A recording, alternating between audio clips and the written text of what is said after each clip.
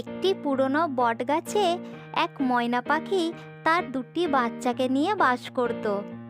তার পাশেই অন্য একটি গাছে এক পায়রা বাস করত। তার একটি মাত্র বাচ্চা ছিল। পায়রার বাচ্চা খুবই চঞ্চল ছিল।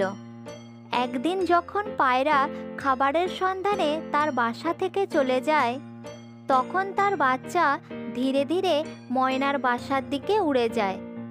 ময়নার বাচ্চাগুলি খুবই ছোট ছিল, তাই হঠাৎ পায়রার বাচ্চাকে দেখে তারা ভয় পেয়ে যায়।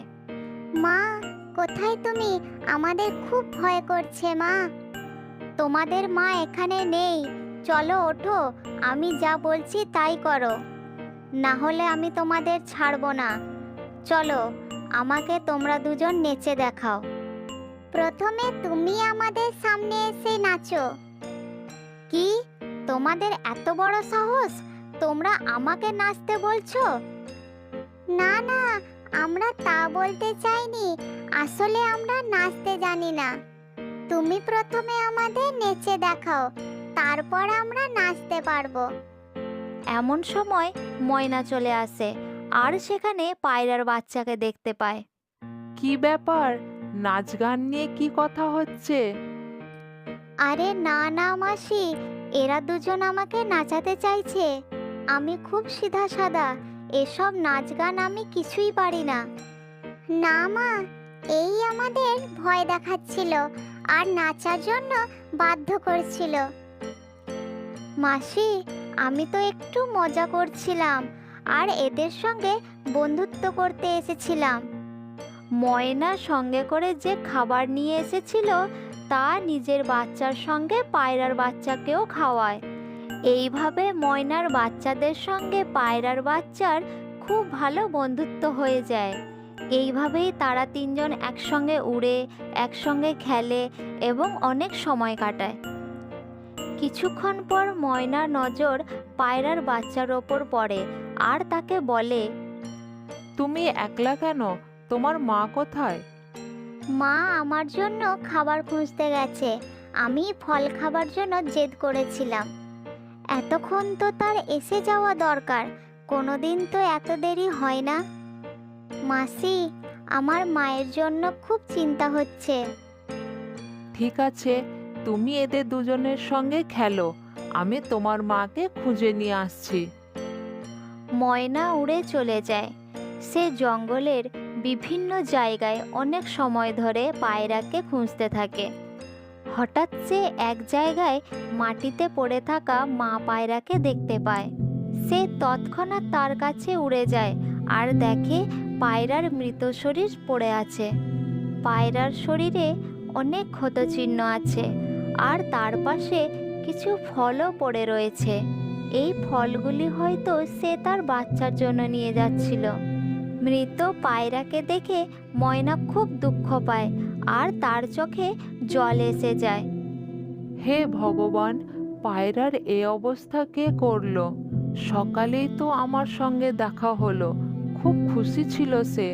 কত ভালোবেসে আমি কেমন আছি সে জিজ্ঞাসা করেছিল।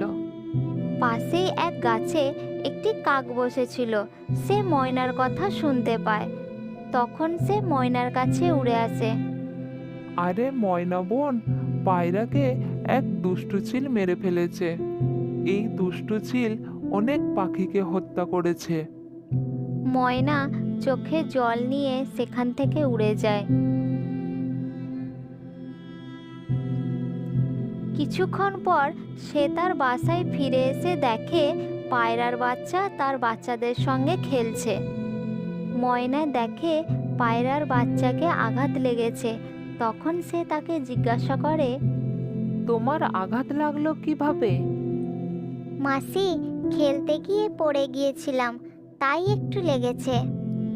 মা, এর কোনো ভুল নেই, ও আমাকে বাঁচাতে গিয়ে পড়ে গিয়েছিল। আমি বেঁচে গেছি, কিন্তু এ বেচারা খুবই আঘাত পেয়েছে। মাসি, আমার মা কোথায়? কোনো গাছে লুকিয়ে নেই তো? না বাবা, লুকিয়ে নেই। আমার মনে হয় সে অনেক দূর চলে গেছে। এই ছোট্ট বাচ্চার মিষ্টি মুখ দেখে ময়নার সাহস হয় না তাকে বলতে যে তার মা মারা গেছে। পায়রার বাচ্চা তার মাকে না দেখতে পেয়ে খুবই উদাস হয়ে পড়েছিল। মাসি, মায়ের কথা খুব মনে পড়ছে। আমি এত দেরি পর্যন্ত মাকে ছেড়ে কখনো থাকিনি। আমার মা আসবে তো? তুমি চিন্তা করো না বাবা, যে ফিরে আসার সে ঠিকই চলে আসবে। আর ময়না আর কিছুই বলতে পারে না, তার চোখে জল এসে যায়।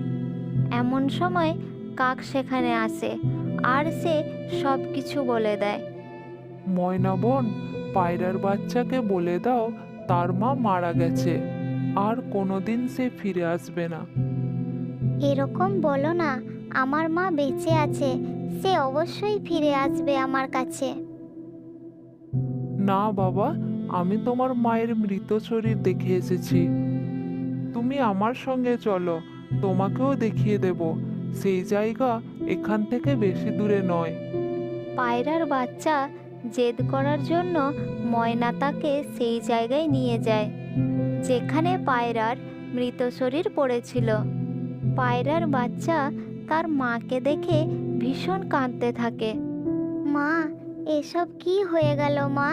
এখন আমি কাকে মা বলে ডাকবো? এখন আমাকে কে ভালোবাসবে? আমার কেউ নেই, আমি একা হয়ে গেলাম মা। ময়না তাকে অনেক বোঝায় আর বিভিন্নভাবে সান্ত্বনা দেয়। না বাবা, তুমি একা নও, আমি তোমার সঙ্গে আছি। আমি তোমাকে কোনো জিনিসের অভাব হতে দেব না। এখন থেকে আমার 2টি নয় 3টি সন্তান। হ্যাঁ, এখন থেকে তুমি আমাদের বড় দাদা আর আমরা তোমার ছোট ভাই। এখন থেকে আমরা মা আর দাদা দুজনেরই ভালোবাসা পাবো। হ্যাঁ বাবা, এখন থেকে আমরা 4 জন একসঙ্গেই থাকবো।